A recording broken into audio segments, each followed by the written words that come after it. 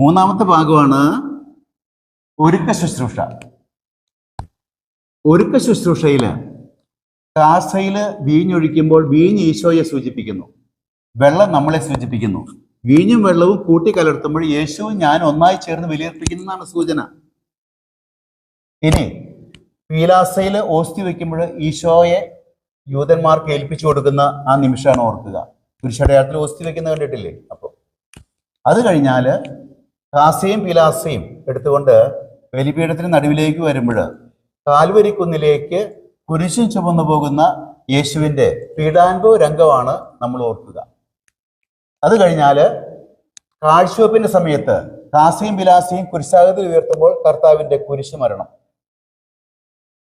ഇനി കാസയും പിലാസയും ബലിപീഠത്തിൽ വെക്കുമ്പോൾ കർത്താവിന്റെ മൃതശരീരം കല്ലറയിൽ സംസ്കരിക്കുന്നു.